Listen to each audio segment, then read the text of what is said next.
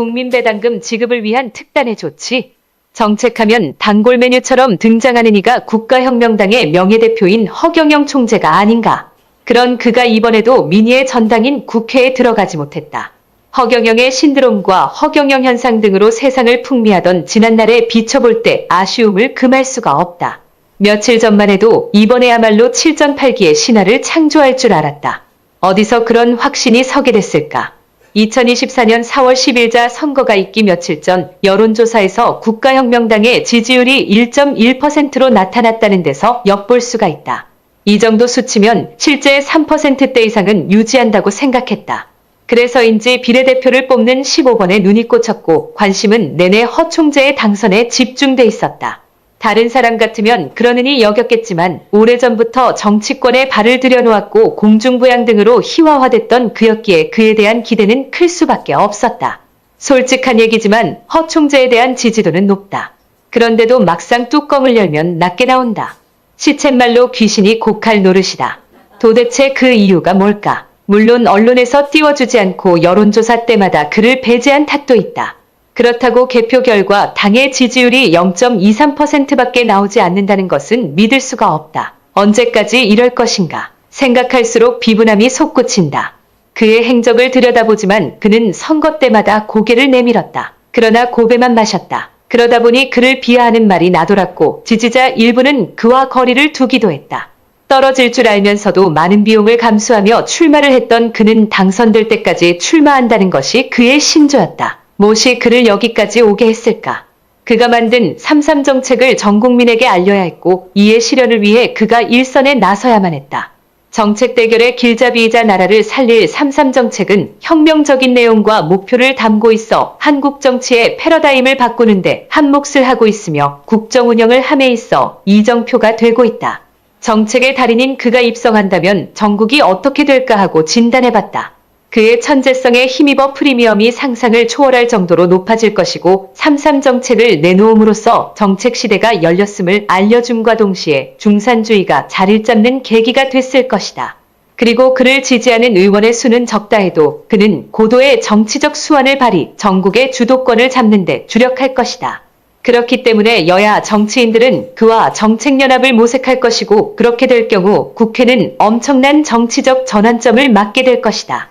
그가 만든 국가혁명당은 혁명이란 기치를 내걸고 한국의 정치계를 뒤흔들 정도의 신생정당으로 발돋움했으며 많은 정책 제시로 새로운 희망의 가능성을 열어줌으로써 선거 때마다 주목을 받아왔다. 3.3 정책이 없으면 국가혁명당이 존립할 이유가 없고 국가혁명당이 없으면 3.3 정책도 없다. 공들여 만든 3.3 정책은 천재 중의 천재, 귀재 중의 귀재가 만든 불멸의 작품이다. 이 정책은 암울한 시대를 사는 사람들에게 삶의 지침서와도 같은 사용설명서라 할 수 있다. 분명한 것은 아직 시기가 아닐지는 몰라도 이 정책의 대부분은 언젠가 실행이 되게 돼 있다. 이 정책을 능가할 정책이 없기 때문이다. 3.3 정책을 숙독하면 현실에 맞게끔 합리적이고도 체계적이며 그리고 실용적임을 느낄 수가 있다. 그래서 3.3 정책은 과학이라 해도 과언이 아니다. 수치가 망라돼 있고 정책끼리 톱니바퀴처럼 맞물려 있어 메커니즘을 이루고 있다는 것이 이를 뒷받침한다. 3.3 정책은 정책마다 근거가 제시돼 있고 완벽하여 조금도 미비하거나 엉뚱하지가 않다.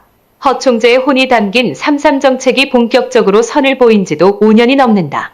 흐르는 세월 속에 정책의 진가가 나타나기 시작했다. 그 중에서도 크게 이슈화된 것이 출산 정책이다.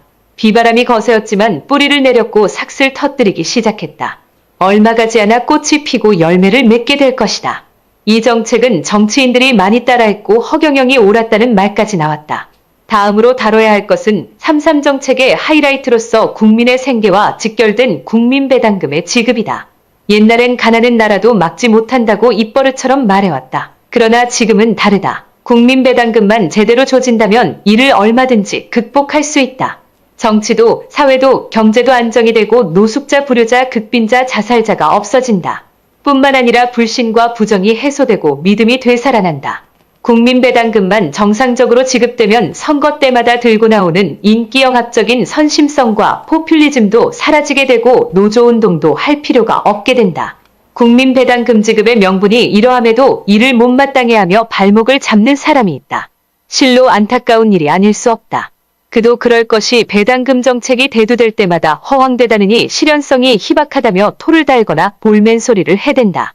페이스북과 유튜브를 보다 보면 배당금에 대한 댓글을 마주할 수가 있다. 지금은 많이 수그러들었지만 아직도 부정적인 사람이 덜어있다.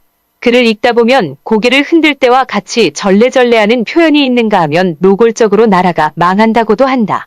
심지어 무슨 돈으로 주냐며 막무가내식으로 사기라는 등 흠집내기에 혈안이다. 아무리 표현의 자유가 있다 해도 본질을 흐리는 일은 없어야 하지 않겠는가. 자기 생각이라 하여 함부로 써도 되는지 묻고 싶다. 이참에 국민배당금을 지급함에 있어 무슨 돈으로 주느냐는 언동에 대해 짚고 넘어가고자 한다. 국민배당금 지급 문제는 3.3 정책에 잘 반영이 돼 있고 국가 예산의 70%만 절약하면 주고도 남기 때문에 따로 설명할 필요가 없다. 문제는 허 총재가 실권을 쥐게 되면 당장이라도 시행이 되겠지만 국민이 그를 뽑아주지 않고 있어 현재로선 추진하기가 어렵다는 점이다. 국민배당금의 지급 문제는 선거 때마다 이슈화가 되고 있음에도 불구하고 정치권은 일체 말이 없고 무반응이다. 국민 중에 쪼들리는 사람이 많다. 우리가 허 총재만 바라보고 언제까지 기다릴 것인가. 그렇기 때문에 국가혁명당은 궁여지책으로 무소속 의원이 생길 경우 당력을 모아 무조건 영입토록 해야 하고 영입된 의원으로 하여금 국민배당금 지급을 위한 법률을 만들어 다른 당 소속 의원의 동의를 얻어 발의하는 방안을 강구해야만 한다. 물론 이 문제는 쉽지가 않다. 노력 없이 얻어지는 것은 아무것도 없다. 혁명을 해야 하는 정책의 당으로서 죽기 살기로 몸부림을 쳐보는 것도 중요하다. 시작이 반이란 말도 있으니까. 김차웅 검경합동신문 논설위원.